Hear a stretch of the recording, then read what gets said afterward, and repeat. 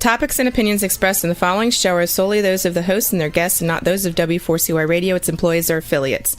We make no recommendations or endorsements for radio show programs, services, or products mentioned on air or on our web. No liability, explicit or implied, shall be extended to W4CY Radio or its employees or affiliates. Any questions or comments should be directed to those show hosts. Thank you for choosing W4CY Radio.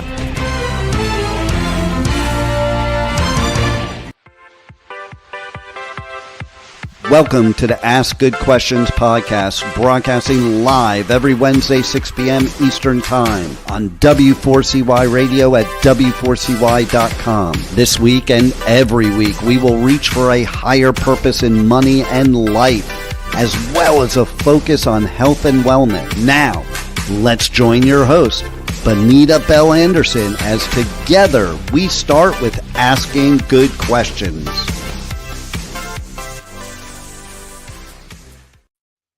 Hey, welcome to the Ask Good Questions podcast.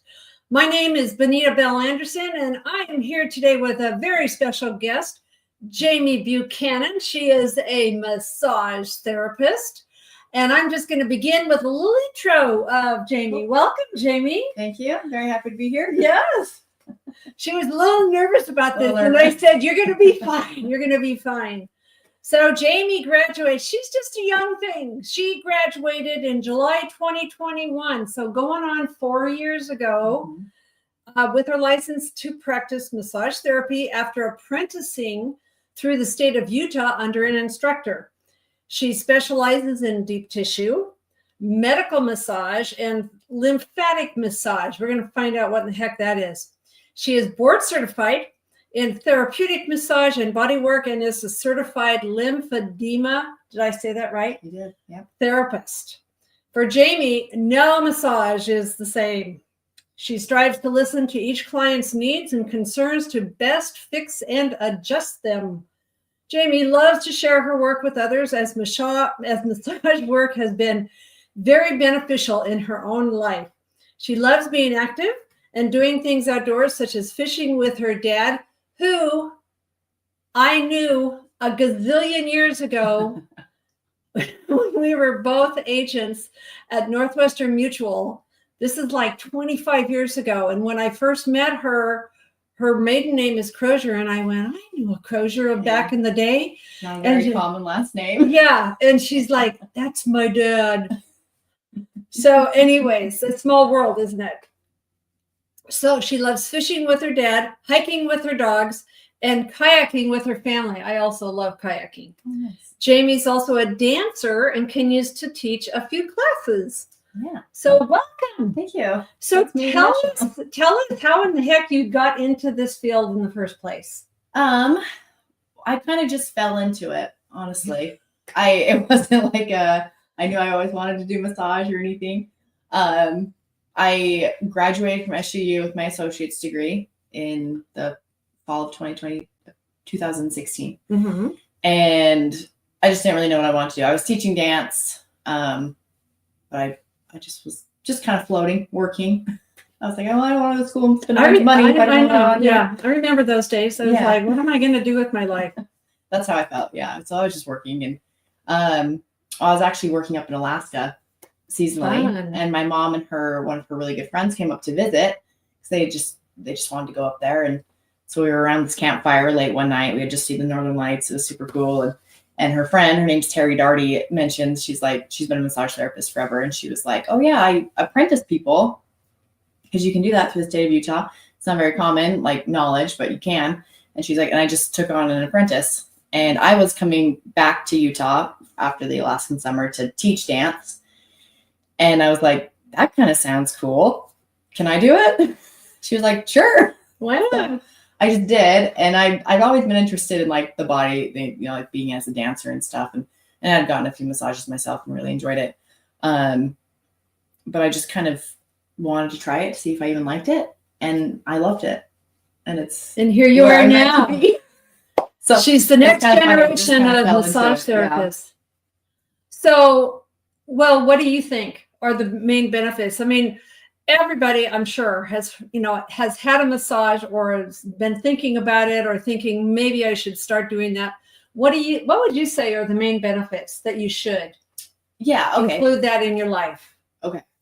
So I'll kind of preface this before I talk about the benefits, is that massage works really well as a preventative, and it works well as like a fixer, but it's a lot better as a preventative. Right. That makes sense. So a lot of the benefits you get from massage are like preventative benefits. So it reduces, obviously, people talk about the knots and I got a really sore back, so I need to get a massage. So it helps with your muscle tension. And I'll kind of briefly go over these and then I'll talk about it, if that's okay. Okay. So it reduces your muscle tension and improves your circulation. It can help with your lymphatic system. It helps with your, I think I already said circulatory system. It helps with your lowering your cortisol hormone, which is your stress hormone. So your fight or flight, it helps to lower that and increase your relaxing hormone. And a lot of times, people in the world were just constantly in fight or flight, constantly in cortisol. Sure. Yeah. So it's the one chance you can have to lower that hormone and bring up the parasympathetic nervous system. And then it promotes relaxation, which is it promotes relaxation.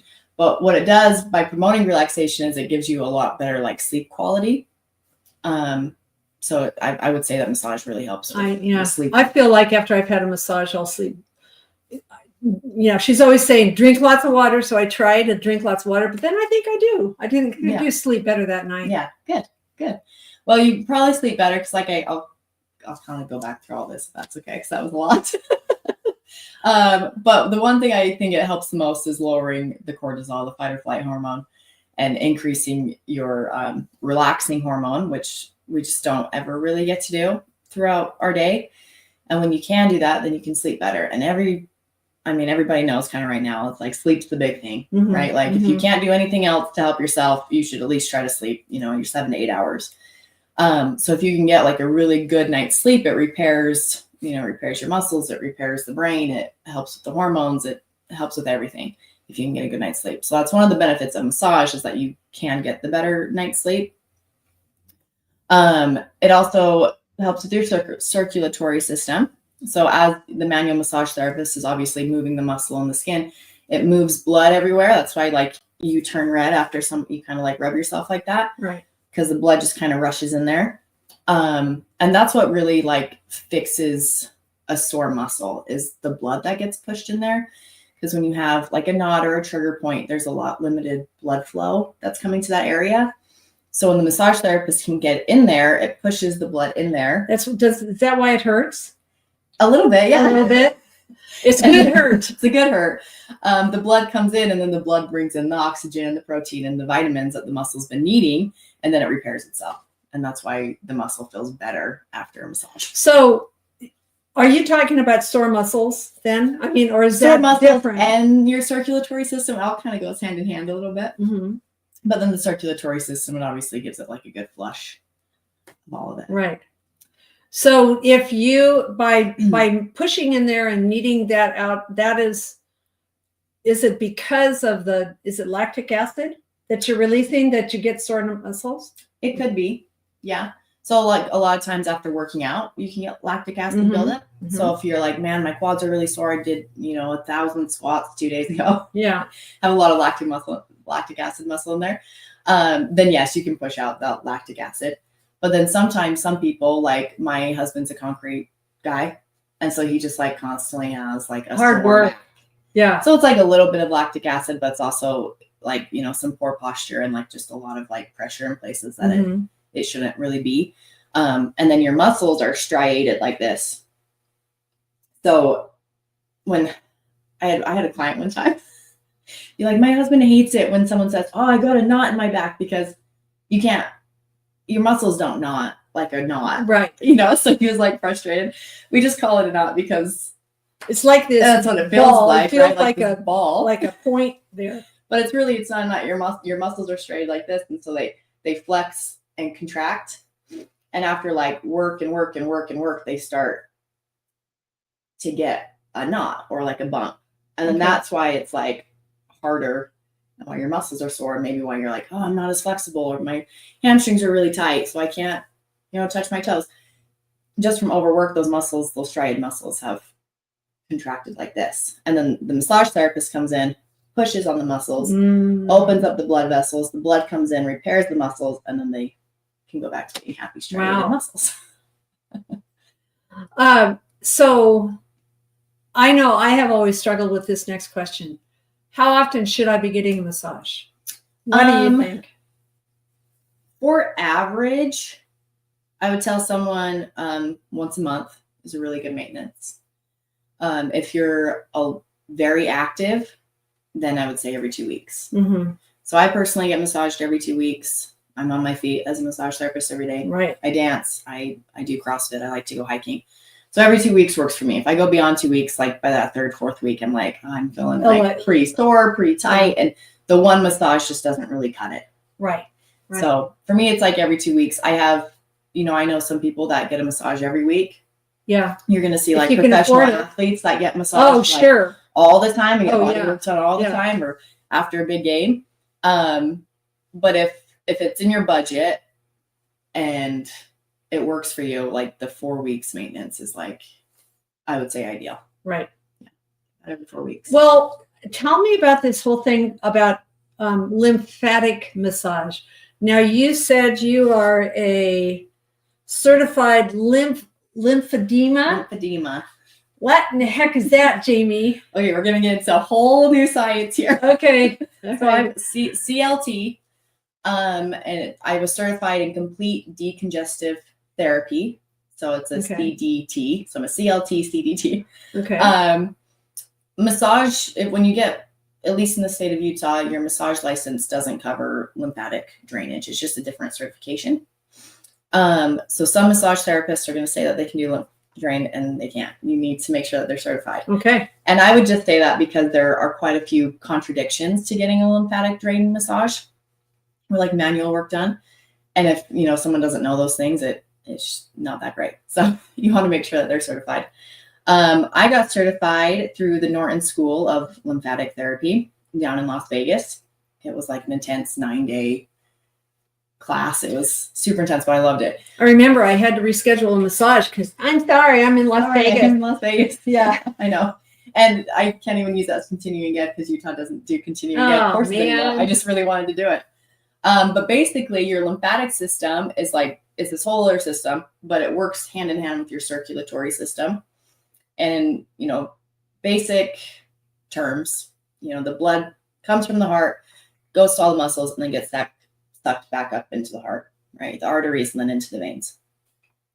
When the blood comes down to the arteries, it comes down to the very last blood vessel that it can get into. The smallest ones. The smallest ones. And those ones are like 1 cell layer thick. Wow. So the blood can pass through them pretty easily. Wow. Right. And that's good because then the blood gets to the protein and the vitamins get to our muscles. So it passes through those blood vessels. And because protein and water are attracted to each other, the protein passes through those blood vessels, gets distributed out through the muscles, and there's still some water in these vessels. So any leftover protein gets sucked back in with that water and then into the veins and then back to the heart. Wow. In a perfect system, that's what happens. Oh. Okay. And if it was a perfect system, we wouldn't need a lymphatic system. Yeah. Okay. So it's not a perfect system.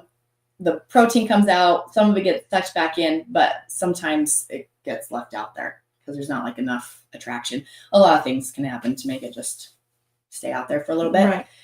And when that happens, when there gets to be enough out here in your interstitium space, or the third space, then your lymphatic vessels, they don't have any doors. So when the fluid builds and builds and builds, it opens up their doors and the fluid gets sucked in.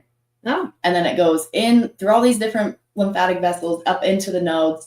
And then any good fluid gets returned back to the heart. Any bad fluid gets urinated out.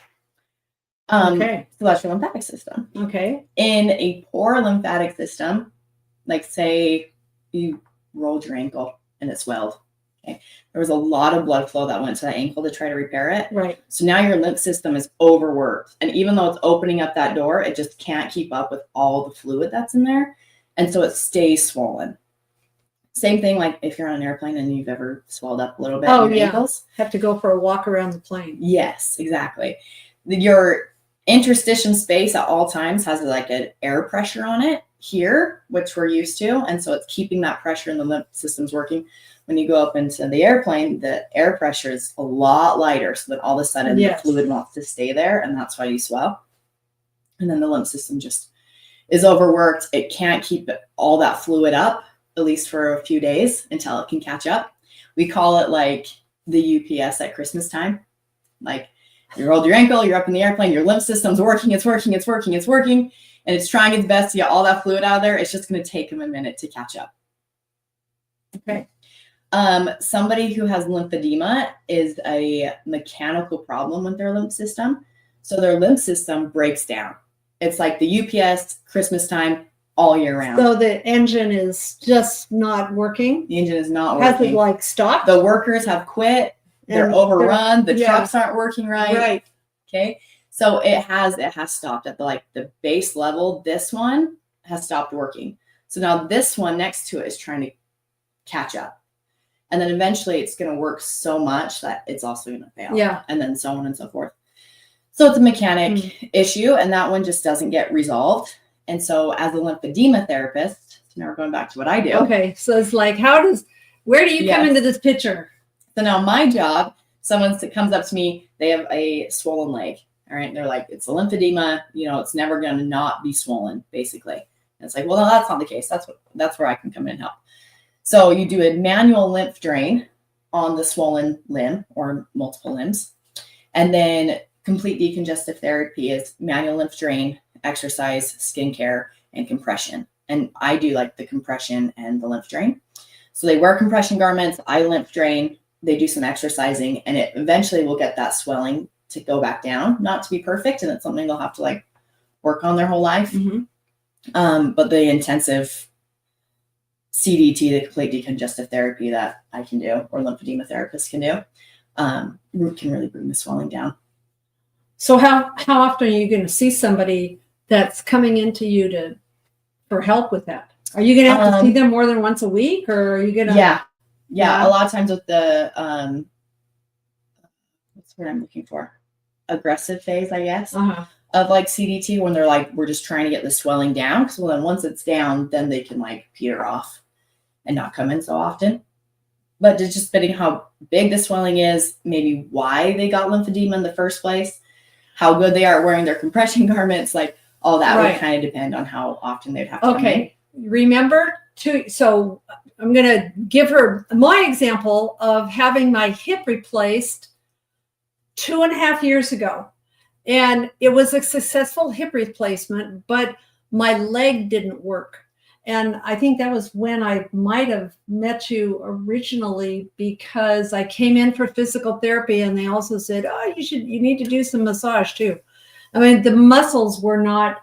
And so we spent a lot of time, and I was going in and seeing the physical therapist, and she was doing massages, but that was a muscle. That wasn't. It was muscle. It was muscle. That was just, my muscles had forgotten how to work, and it scared the crap out of me, because I was like, it was so hard to walk. And in the physical therapist, and Jamie, she works in a physical therapist's office, was just so impactful on getting my leg back to where it was really functional again.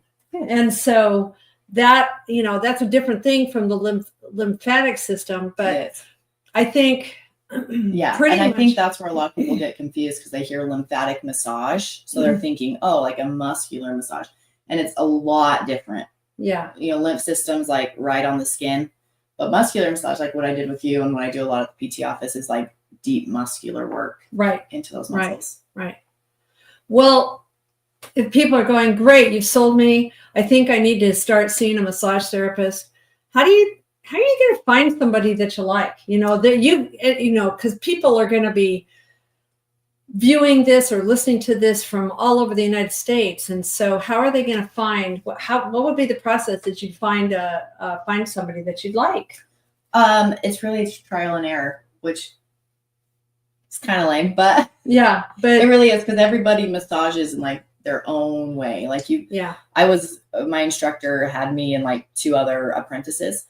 And while we like massage kind of the same, like we all have our own unique styles just because you're your own person. It's just kind of like your own preference to how you massage. But there's a few things you can kind of eliminate with what you want and what you don't want. So if someone, like I say that I do like deep tissue and like medical massage. So if you're like, I don't want to be in any pain. I want to lay there and basically take a nap. Like, you probably don't want to come to me, but you might want to find someone who says, I do Swedish massage, like relaxation massage. Hot stones are like really relaxing. That kind of avenue, you'd probably want to go find somebody like that. If you have an injury, medical massage or therapeutic massage, or deep tissue is like a little bit better. If you're looking for like improved flexibility and mobility, you might want to find somebody who does like some stretching, which I'm blanking on the word. Thai massage. It's Thai massage. Oh, and I'll do like a little bit of it. I don't really do that a ton, but they're like pushing your arm and they're doing like active and passive ranges of motions. So that's helping a lot with like your mobility and your joints and your flexibility. Is there anything else? Well, the thing that comes to mind for me is like, I think long ago when I started feeling like I should be doing a regular massage, I went and looked at Groupons, people doing specials or, any place where there's ads out for your community and you can just find somebody that's going to do a special and then just go try them out. I think probably that, it kind of sucks to be the massage therapist because you don't know really if you're getting a client or not, but you almost have to just go and get a massage to see if that is the person that you think it really is. Is really going to help you. Yeah. I think another one, ask your friends, like referrals, like has built my business the most. Yeah. And if you're friends with somebody, it's probably because you have the same interests. Yeah. So you probably enjoy the kind of same massage. Also, like here we have like a word of mouth Facebook page, and there's a lot of like referrals and stuff on that that you could, be like, this is the massage I'm looking for, or this is my problem. Like, do you have a massage therapist that you like? Yeah. And that could be a good reference. So how do you set yourself up for a successful massage? Like, is there anything that you should do before? I mean, I think when I'm coming in to see her, I'm like rushing from something else. So I don't think I'm setting myself up very well. But what should you do before and what should you do after? I wouldn't say there's a ton like pre-care that you need to do before a massage. You don't want to be like super sweaty, which is kind of a funny thing that would be gross for you. It's a little gross. It's not too bad, but honestly, like the sweat and the oil that I use, like they mix funny. And so like it doesn't glide right. Yeah. Which is kind of funny to say, but try not to be super sweaty. You know? A lot of times, women especially don't want to wear makeup because you're face down in this you're bowl, smashed into this and thing. you'll probably get lines on your face, and then a lot of times your mascara will smear and your lashes will clump together. Or bring your mirror and your makeup, and before you open the door, get yourself all beautiful again. Yes, exactly. So don't expect to come with full makeup and leave with full makeup. Yeah. And then I tell people, if you have long hair, like just pull it up. Don't wear jewelry because necklaces will get in the way of like doing neck massage. Dangly earrings will sometimes get pulled on. If you can't pull your hair up, then you just kind of have to be cool with getting some oil in your hair. Yeah. So, right. That's really kind of the only like pre-massage stuff I would like recommend to people. But after, one thing Bonnie always tells me is drink a lot of water. Yeah. Try to get 16 ounces in, more than you normally do. And I started saying that to somebody or to everybody because like I had one client be like, well, I just don't ever drink water. So how much should I be drinking? Oh, well, how that's about a topic for another time. But yeah. I was like, all right. So like, if you only drink a cup of water a day, so after a massage, drink at least 16 ounces more. Right. That's one water bottle worth. So I want to hear from the massage therapist because there's all kinds of stuff out there about how much water you should drink every day. Now, the one that seems to the recommendation that I've heard the most has probably been half your half of your body weight in ounces, right? Mm-hmm. So, so that would be at least 50 or 60. So if you have a 20-ounce bottle, like this is a 16, 17. This bottle is 17 ounces. And so basically, and I don't do this every day. I don't drink one of these. I don't drink like 5 of these. I might get 2 or 3 down. But what I've started doing is I do a little timer, a little reminder on my phone. And so when the alarm goes off, then it's like, oh, and somebody will say, what's that? And I say, oh, well, it's my drink water alarm. Water. Yeah. Yeah. I like having my water in my car because I'll just suck on it while I'm drinking or while I'm driving. That's a good way for me to get water in. But I do tell people half your body weight in ounces for like an average person. But if you're like super active, if you're outside a lot, anytime you're like sweating, you need water and electrolytes like replenished. Yeah. So like for me, I drink about a gallon a day. That's like what I shoot for. But so are you just sipping half on your it? Body weight in a gallon. Are you sipping on it the whole time? Pretty like much. Through the day? Pretty much. But I'll say another thing too. If you're like, I could never get that much water in, like go get a gallon from your gas station or Walmart or whatever. And then anytime you use it, like if you make a protein shake, if you make a little, I don't know, a green drink concoction or something, like you use your gallon for everything you use water for that day.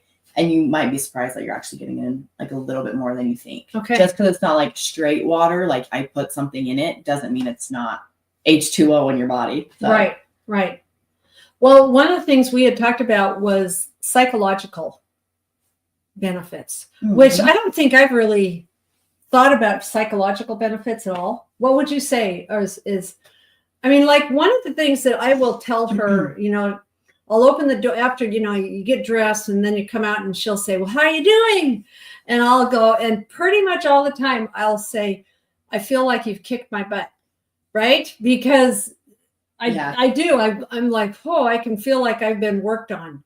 And so, but I know that as I leave, I'm like, yay, got my massage in, and there's a psychological upper type of, do you think that that's a thing that happens? Yeah, for sure. For like a few different reasons, I would say. So one, it's kind of like a self-care, right? Like you always kind of need to like care for yourself before you can care for anybody else. Right. So anytime you do anything like, you take an Epsom salt bath, or you, I don't know, do a solo hike because that's what you like to do, or you take a massage, like something that's just like caring for you, it's helping your body, that's just like a good self-care, you're going to feel better afterwards. And then psychological, you do like usually have a bit more like mental clarity after, I want to say right after massage. There's a thing called massage brain. So sometimes people walk out, they're like, ooh, and I'm like, are you good to drive home? Yeah. Drink some water. But like a little bit after the massage, you'll probably have a bit clearer brain. But that I would say like attributes to having that cortisol hormone drop and being a little bit more relaxed. You're not like in that fight or flight. So everything isn't like do or die. And you can see things with like a bit clearer perspective.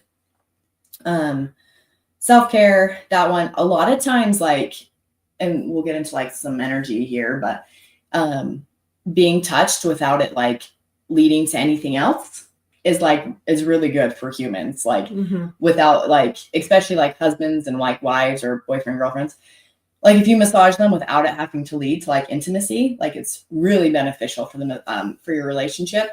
And then just also like as a solo person, like hugging people, handshaking people, like just getting massaged and touched without their like a sense of touch. Yeah. Without it, you owing anything is really good for your psychological being. And then I'm a big believer that energy or like emotions can get stored in your body. So like, anger or whiplash or, a sore hip. It's like, I've had this sore hip since my dad passed away. And it's like, oh, maybe you're just holding on to some grief there, and sometimes when I massage people, like they're dead quiet. And like, I'm like, okay, that's what they need, right? They just need to like relax and be quiet. And maybe they're in their head, and maybe they're taking a nap, whatever. And then sometimes they're dead quiet and I'll touch a spot and they'll just blah, blah, blah, blah, blah, like just immediately start telling me about my dad passed away 20 years ago and I loved him, And it's like, sometimes I'm like, oh, okay. Like maybe that emotion's just getting a little bit released from the hip. Or it's just kind of like therapeutic to like talk to somebody too. Yeah. That has no business and doesn't really care about your life. And you're just like massaging it out. You're a professional, but, so you take it in. And it's, client confidentiality. So, right. And then you leave and you just feel better because, what's one of the laws of the universe? I can't remember the name of it, but if you can talk out a problem, it's already half solved. Yeah. So absolutely. Just if you can like it's vent to your massage therapist or even just like thinking it out in your head, I think a lot of those emotion and traumas in the body get released. Yeah. It's kind of like whenever I'm talking, like being a financial advisor and talking to somebody about anything having to do with any difficulty, they are not going to get anywhere unless they're aware. Mm-hmm. And so it seems to me like this is almost like there's an awareness that happens when that, it's almost like it's getting released. Yeah. Right. Yeah. So it's some kind of process to being released. Yeah. Cool. Exactly. So a lot of times people will be like, I just feel lighter after a massage. And it's like, yeah, probably. Yeah. Yeah. Well, so we are in St. George, Utah. So if you are, if you live here or if you're coming through, how would people find you? Well, I work at Mountain Land Physical Therapy in the Sun River office, which is off of, I believe, exit 2. Mm-hmm. And I just work there on Tuesdays. So you just have to give them a call because the rest of the week you are where? Well, I work out of my own home. Mm-hmm. Yes. And that one is, my LLC is Black Rock Massage. But my email or my phone number, I don't know if I want to get my phone number out. Well, no, you know what I always do? But you could probably just look up Black Rock Massage LLC. Right.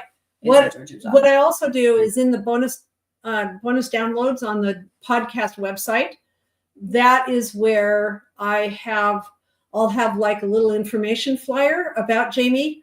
And so you can contact her if you have any further questions. You can contact her there, and I will have her contact information for you at that spot, and we'll let you know where the Mountain Land Physical Therapy office is.